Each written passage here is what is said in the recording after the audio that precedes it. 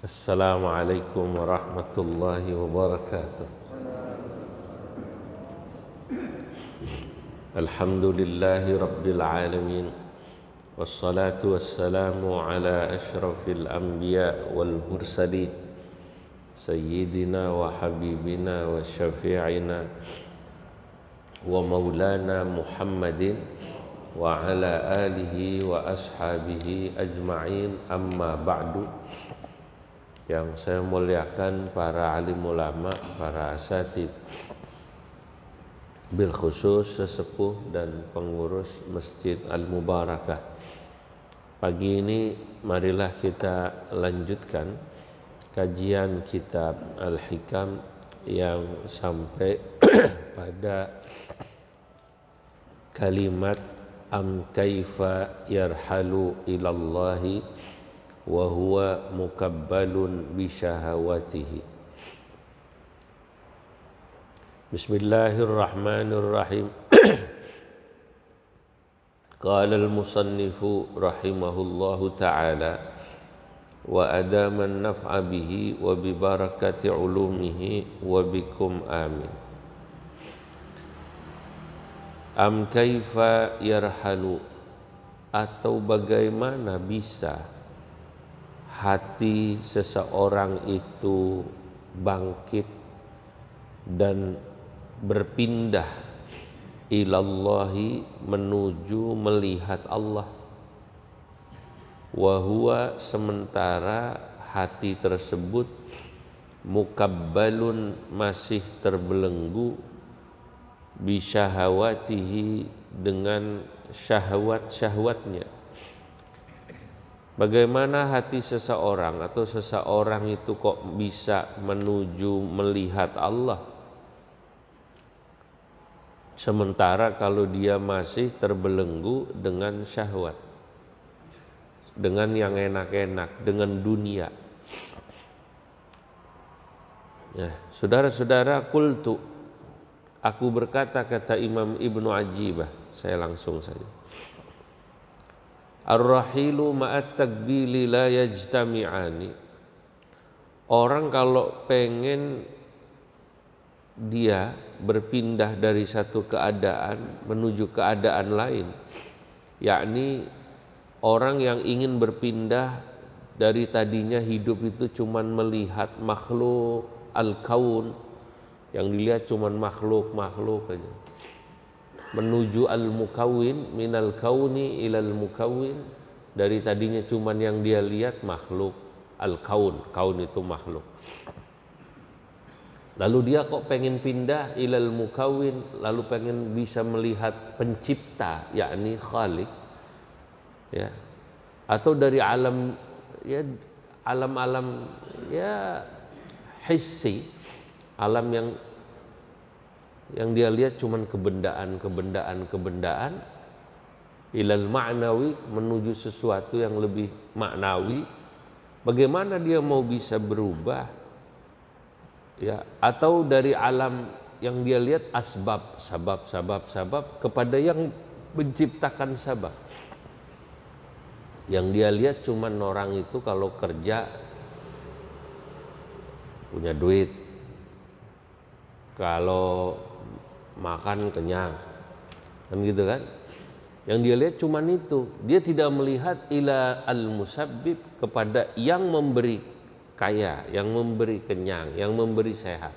Kalau dia cuman melihat sabab-sabab itu saja, bagaimana bisa dia melihat Allah sebagai pemberi kaya, pemberi sehat, pemberi ilmu, kalau sementara dia masih terbelenggu melihat itu terus, yang dilihat itu terus, ya.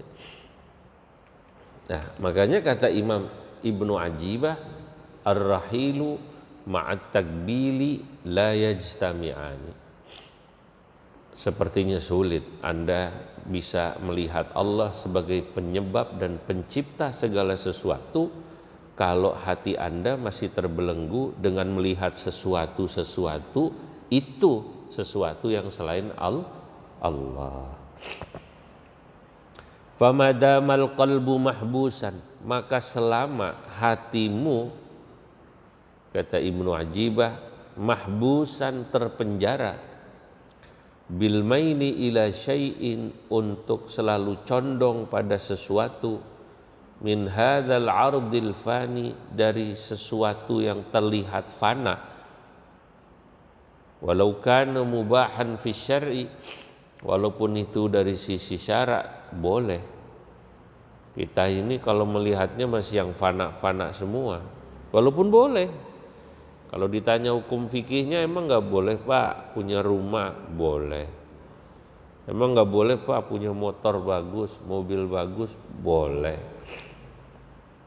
Tapi kalau itu yang jadi tujuan utama, susah kau menjadi mengenal Allah, kira-kira gitu. Fahuwa muqayyadun bihi wa mukabbalun, maka selama hati itu masih terbelenggu itu semua dan terpenjara oleh itu semua, ya, wa mukabbalun fi watanihi, dan dia masih terbelenggu dalam watan, watan itu negeri tersebut, fala yarhalu ilal malakuti, maka sesungguhnya dia tidak akan pernah bisa bangkit berjalan menuju alam malakut. Saudara-saudara, bapak-bapak, ibu-ibu, para ulama tasawuf itu menyebut alam kita ini sekarang yang kita ada itu disebut alam musyahadah, alam yang bersifat bendawi. Bendawi itu ya karena dia bersifat benda dan kita rasa. Kita bisa merasa, maaf, kalau makan gitu, ini manis, ini gurih, itu namanya benda, bisa dilihat, bisa dirasa. Maka disebut kadang-kadang alamul musyahadah, alam yang terlihat. Kita bisa melihat orang itu kayaknya kalau mobilnya bagus enak, kata yang lihat. Kata yang apa namanya? Ngelihat. Kata yang punya mobil, emang enak gua rasain. Nah, betul kan? Naik mobil Carry sama Alphard lain apa beda? Hah? Beda. Gajluganya aja beda ya. Nah, dilihat memang bagus, dirasa memang enak. Nah, itu namanya alamul musyahadah wa alamul hissi. Alam yang bisa dilihat dan bisa apa namanya? Dirasa. Alam kita ini begitu. Saya beri contoh tadi satu mobil, mungkin nanti makanan juga begitu. Ya, mungkin nanti benda yang lain, baju, yang lain lah semua. Lah, ini alam kita. Para sufi menyebutnya dengan sebutan alamul musyahadah dan alam apa tadi? Al-hissi. Bisa dilihat, bisa dirasa. Lah, kalau kita hidup yang dipikir cuman melihat dan merasa yang bersifat bendawi dan terbelenggu hidup ini oleh itu semua, kata Imam Ibnu Ajibah, beliau menerjemahkan omongan ucapannya Imam Ibnu Athaillah, fala yarhalu ilal malakuti, maka Anda tidak pernah bisa pergi merasakan menuju alam malakut. Alam malakut adalah alam yang tidak bisa dilihat oleh mata telanjang, ya, tidak bisa dirasa oleh indera perasa kita, tangan, mulut, ya, tapi dia bisa dilihat dengan mata batin dan bisa dirasa oleh perasa kita yang lain, yakni hati. Kalau orang yang tahu, walaupun dia pakai mobil Carry, Masya Allah, Kadang-kadang nikmatnya melebihi alfa. Walaupun istrinya keluaran tahun 70-an. Ya. Masya Allah, disyukurinya melebihi kalau istrinya keluaran tahun berapa? 2000-an. Gitu loh. Kenapa? Ya karena dia sudah tidak lagi melihat itu. Ya walaupun memang itu manusiawi, Pak. Manusiawi. Lah, tapi manusia kalau masih seperti itu ukurannya masih yang bersifat kebendaan, yang dirasakan enak. Sebenarnya ya tingkatannya beda tipis sama kebo, sama binatang aja gitu. Ya karena yang dirasakan cuma itu. Tapi kalau dia sudah bisa melihat penciptanya, al-malakut, alam malakut, subhanallah. Nah itu dia akan merasakan kenikmatan yang luar biasa. Ya, dia bisa merasakan kenikmatan yang luar biasa. Ada orang rumahnya kecil, tapi jangan-jangan dia karena tadi sudah bisa melihat kebesaran Allah dan hatinya dipenuhi rasa syukur kepada Allah. Allah terus atas apa yang Allah berikan. Jangan-jangan itu takjub dan sinar hatinya melebihi yang tadi. Hidupnya kelihatannya enak dari sisi material gitu ya. Tapi yang hidupnya enak dari sisi materi tadi karena tak pernah bisa melihat kebesaran Allah, ya tadi hatinya ya gelap gitu. Sementara yang tadi hidupnya susah, tasyruqu alaihi anwarul jabarut, bersinar baginya di hatinya anwarul jabarut, sinar-sinar al-jabarut, sinar-sinar yang datangnya dari Allah. Tapi kalau yang masih hidupnya berkutat pada yang tadi itu, yang bersifat bisa dirasa, bisa dilihat, nggak akan bersinar. Fata'alluqul qalbi, maka bergantungnya hati seseorang bisyahawati, dengan syahwat, dengan yang enak-enak. Hati itu mikirnya hidup yang enak-enak doang. Enak-enak kata dalam ukuran manusia gitu loh. Makan kudu enak, baju kudu cakep, tas kudu bermerek gitu loh. Sarung dia kalau nggak BHS nggak mau pakai. Ada lagi yang lain, kalau baju atau tas, gua tas kudu bermerek. Pokoknya masih begitulah. Makanan juga begitu. Kalau masih bangsa syahwat, maka ketergantungan hati, kata Imam Ibnu Ajibah, fata'alluqul qalbi bisyahawati, maka ketergantungan hati seseorang bisyahawati, dengan sesuatu yang enak-enak, mani'un, itu mencegah minan nuhudi ilallahi, untuk dia bisa bangkit menuju Allah subhanahu wa ta'ala. Susah. Yang di ukuran masih enak-enak begitu semua. Kenapa nggak bisa bangkit untuk mengenal Allah?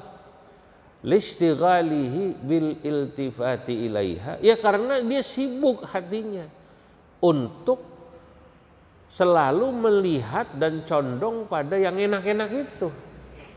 Padahal kalau dia tahu Allah itu zat yang menciptakan segala yang enak itu. Masya Allah. Kita masih sibuk ngurusin yang enak ya. Padahal kalau dia tahu Allah yang menciptakan apa namanya, yang enak-enak itu, wah dia lupa sama yang enak-enak itu. Lah ini makhluk, makanan enak makhluk ya, maaf ya. Kemudian baju bagus makhluk, enak ya dilihat, dirasa. Maaf istri atau suami, maaf anak, punya anak itu enak ya, Masya Allah, lucu, punya cucu lucu, enak ya. Kalau kita sibuk sama ini, padahal penciptanya jauh lebih nikmat kalau kita mengenalnya gitu. Pencipta yang enak-enak itu, pencipta syahwat itu siapa? Allah Subhanahu wa taala. Tapi selama ini kan kita enggak. Ya udah, kalau udah main sama anak, sama istri, sama keluarga, dipikir ini, puncaknya dipikir ini gitu loh. Ya susah lah. Ya. Kalau masih begitu ukurannya. Nah, makanya saudara-saudara, para aulia illah, para kekasih-kekasih Allah itu, ya dia ada waktu untuk kumpul dengan anak dan istri. Ada waktu untuk kumpul dengan makhluk teman-temannya. Ada waktu menikmati rizkinya Allah yang diberikan padanya. Apa itu?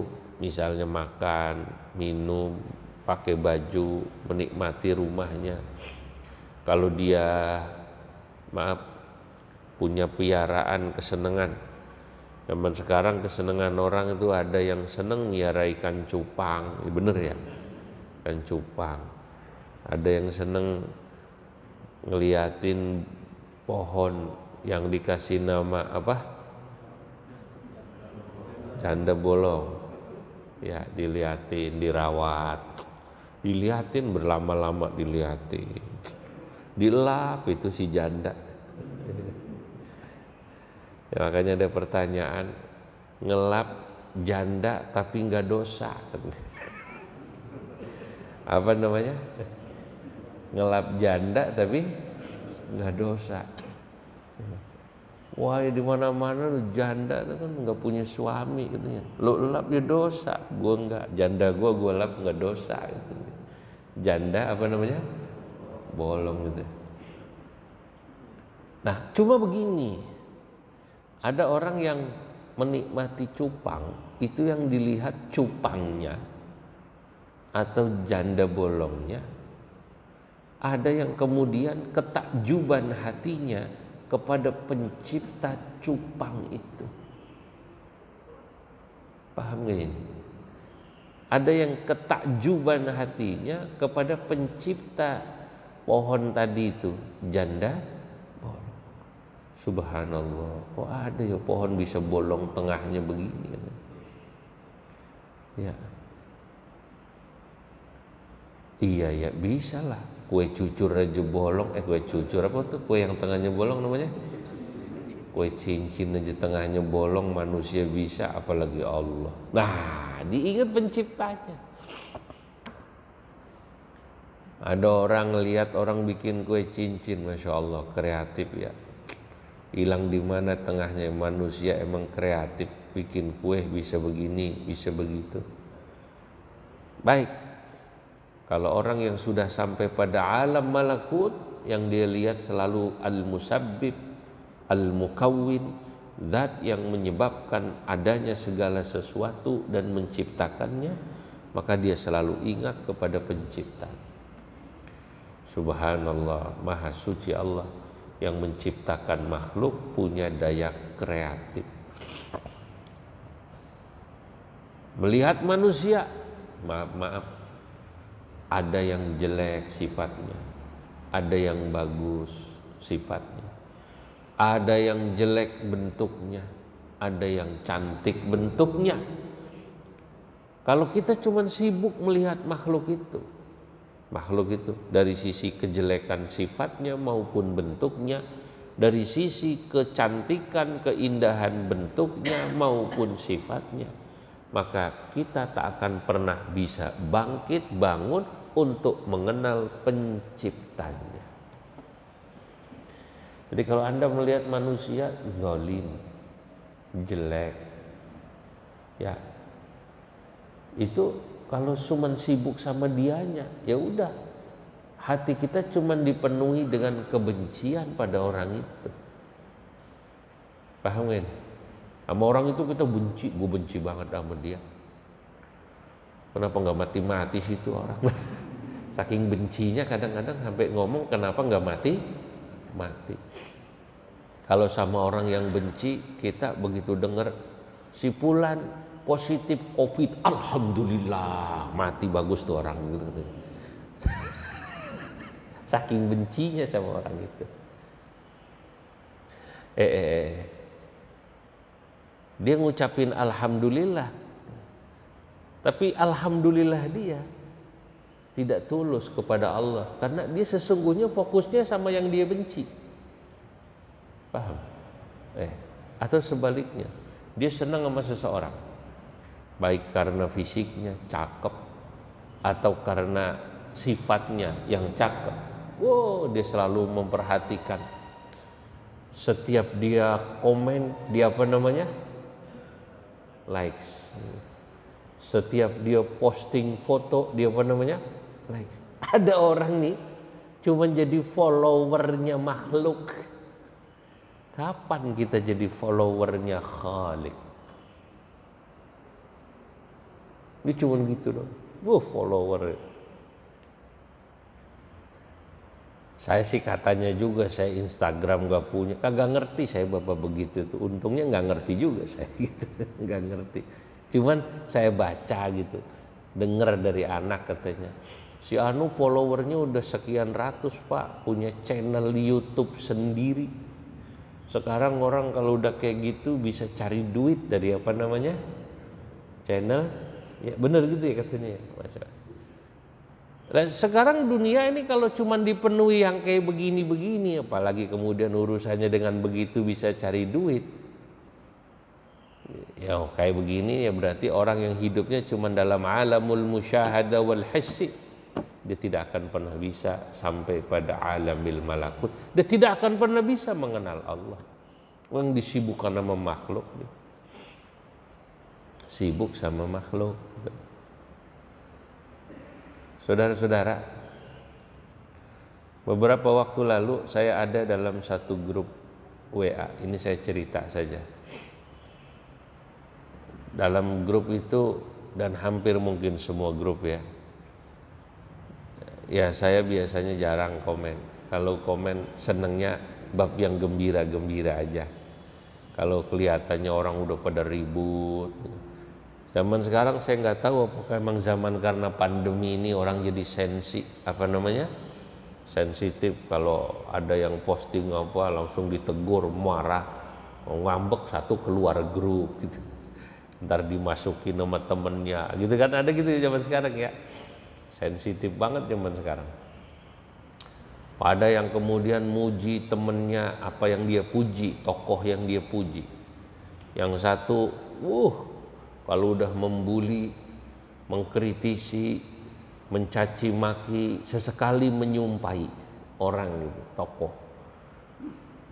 Itu fenomena yang terlihat. Sebenarnya medsos itu atau sosial media itu gambaran daripada ya kehidupan nyata. Cuman dia sumpah serapahnya nggak lewat mulut, lewat medsos.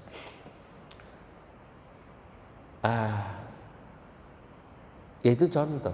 Kalau orang cuman sibuk kayak begitu, yang satu sibuk muji tokoh, ngalem tokoh setinggi langit, yang satu mencaci tokoh. Ya akhirnya kan yang dia sibukkan nih dua-duanya maksud saya pada makhluk ya. Makhluk yang dia puji maupun makhluk yang dia caci. Dia lupa kepada Al-Mukawwin, kepada Allah. Padahal kalau dia sibukkan dengan Allah, sebutlah misalnya. Contoh aja lah, orang yang dia caci karena dianggap zalim, dianggap jelek. Kalau dia kemudian kembali kepada Allah, iya ya, Allah itu rahmat dan kasih sayangnya luar biasa. Orang ini walaupun zalim, walaupun jelek, ya kalau Allah mau ngasih rahmat juga kan ya bisa saja Allah masukkan ke surga. Kan begitu kan? Walaupun kalau Allah mau memberi keadilannya orang ini masuk neraka. Lagian kenapa saya sibuk ngurusin nerakanya orang, surganya orang? Lebih baik saya sibuk mengagumi pemilik surga dan neraka. Gitu loh. Sibuk mengagumi pemilik surga dan pemilik neraka. Kita selama ini sibuk ngurusin orang itu masuk neraka apa surga gitu loh. Kita tidak pernah sibuk kepada pemilik surga dan pemilik neraka. Beberapa hari lalu saya dikirimi teman saya. Ini kitab rupanya sepertinya baru dicetak di Indonesia. Kitab Hikam yang disyarahi oleh Syekh Nawawi Al-Bantani. Subhanallah. Saya juga baru tahu itu. Tapi nama kitabnya Misbahul Zulam. Cahaya pada kegelapan. Ilan Nahjil Atam fi Tabwibil Hikam. Misbahul Zulam ini adalah syarah atau komentar Syekh Nawawi Al-Bantani atas kitab Hikam ini yang sudah dibuat oleh seorang ulama aslinya dari India, anak benua Hindia, namanya Syekh Al-Muttaqi Al-Hindi Al-Harari dari Herat. Herat itu sebenarnya adanya kalau sekarang Afghanistan paling ujung barat, perbatasan sama Iran. Saya lihat di peta Herat itu adanya di sebelah timur kota Mashhad. Kota Mashhad sekarang, saya udah pernah ke Mashhad. Mashhad itu tempatnya Imam Ghazali, Pak. Dulu ditebutnya Tusi, At-Tusi. Sekarang Mashhad. Dia adanya di timur Iran, agak ke utara. Saya pas ke sana nih akhir Desember, dinginnya minta ampun, minus ya. Saya ziarah ke makam Imam Ghazali di luar malam-malam itu cuma 3 menit lebih, palingnya 5 menit paling kuat, dingin banget.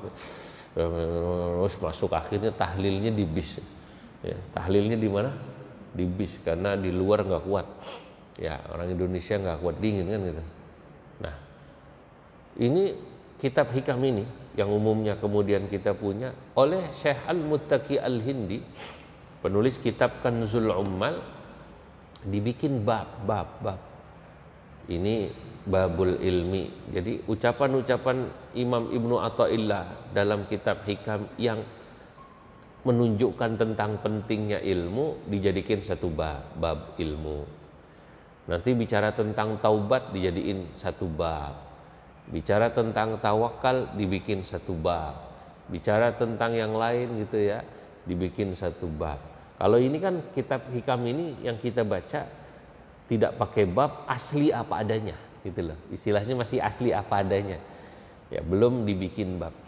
Nah, Syekh Nawawi itu dalam mukaddimahnya saya baca itu beliau ya menulis mensyarahi Hikam awalnya sudah diminta oleh beberapa muridnya atau orang-orang, wahai Syekh Nawawi, apa tidak sebaiknya Anda memberi syarah pada kitab Hikam? Kata Imam atau kata Syekh Nawawi Al-Bantani, sudah banyak yang mensyarahi kitab Hikam, katanya gitu. Banyak, termasuk kitab ini syarahnya banyak. Di ulama dulu itu kadang-kadang menulis satu kitab itu dihitung juga. Kalau sudah banyak atau tidak menemukan sesuatu yang baru, nggak perlu kan mengulang-ulang. Menulis itu ya sesuatu yang belum ditulis kira-kira gitu. Sampailah kata Syekh Nawawi Al-Bantani, saat saya ke Madinah, saya menemukan satu kitab yang ditulis oleh Syekh Al-Muttaqi Al-Hindi Al-Hirati. Jadi dulu Afghanistan itu masuknya India, Pak. Makanya dulu Afghanistan disebutnya India. Bangladesh dulu disebutnya apa namanya? India. Zaman dulu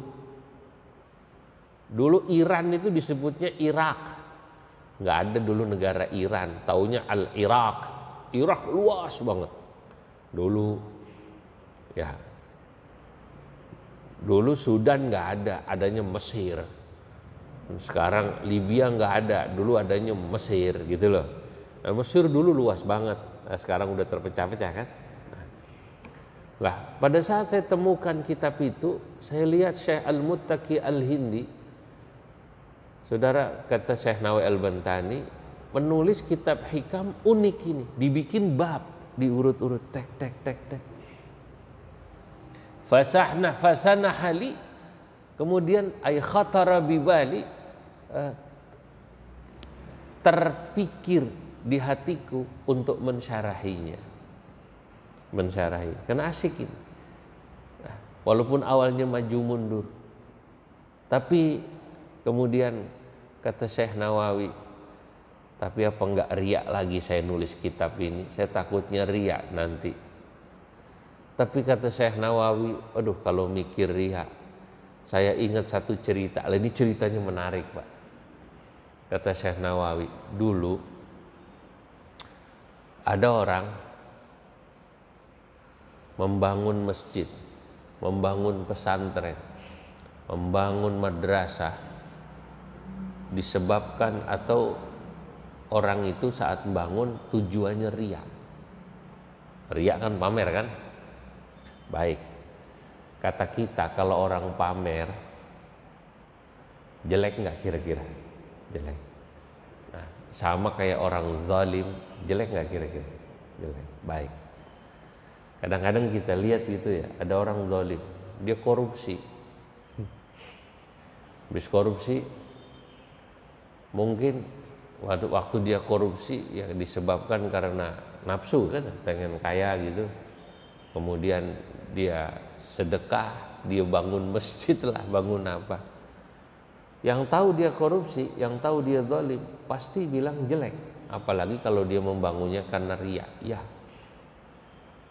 Tapi kata Syekh Nawawi, inilah kebesaran Allah. Nah itu. Kalau kita tidak fokus sama makhluk, tapi fokusnya sama Allah.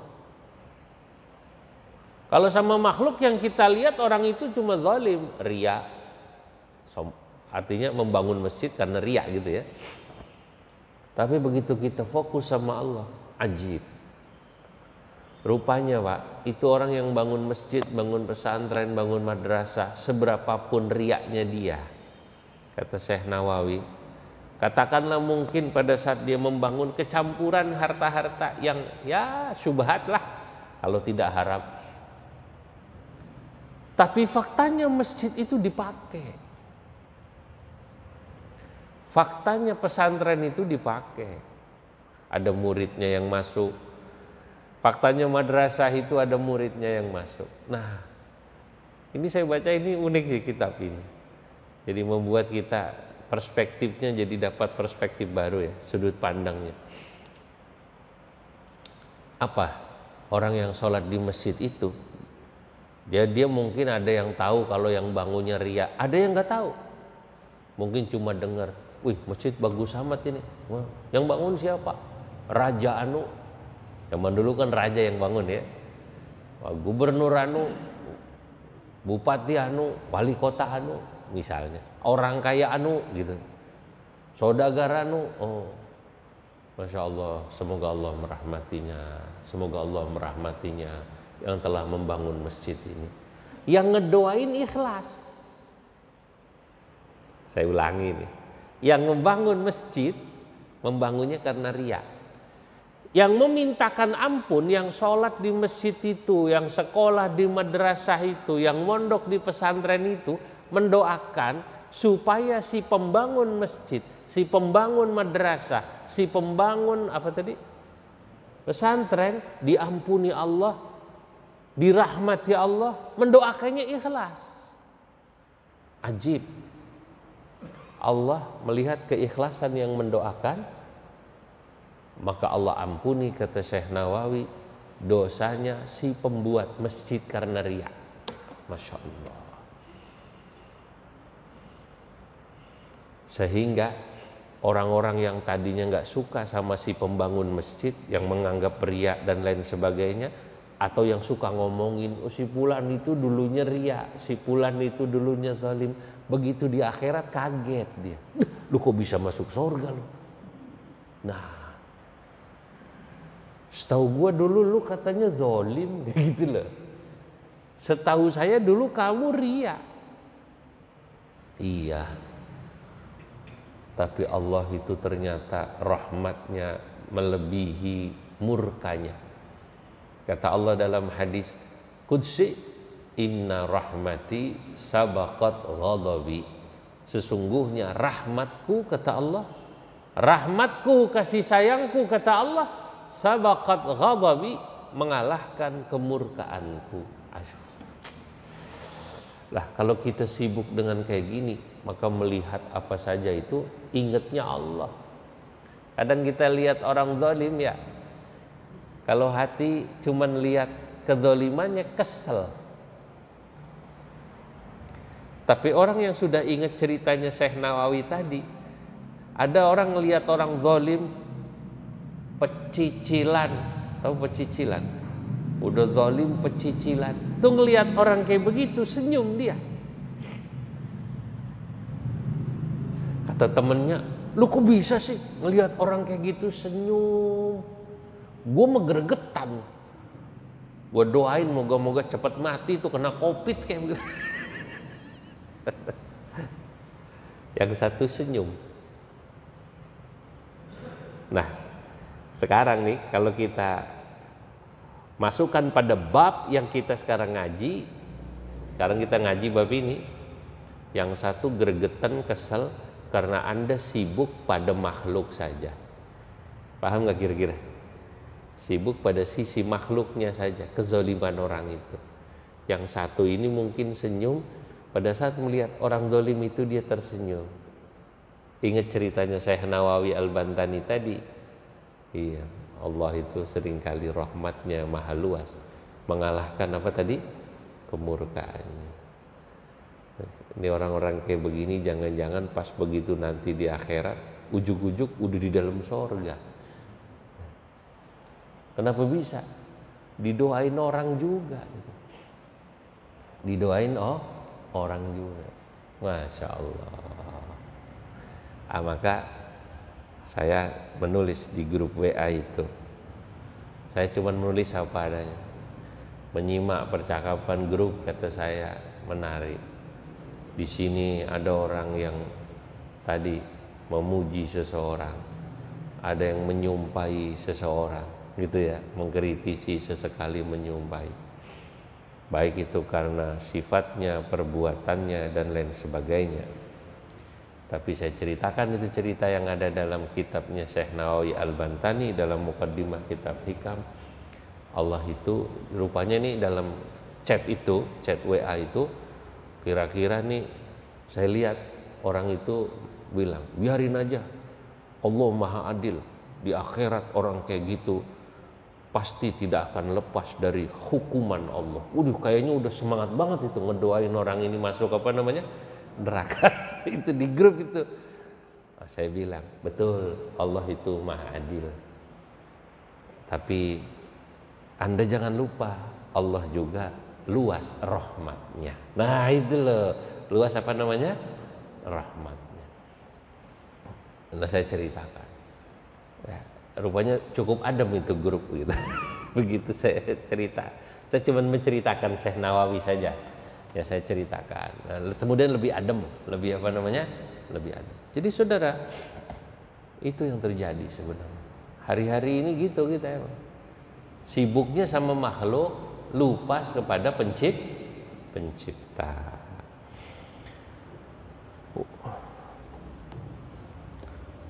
Qala Syekh Zarruq, berkata Syekh Zarruq radhiyallahu anhu, qultu, saya lengkap ya bagian-bagian penting saja saya ambil.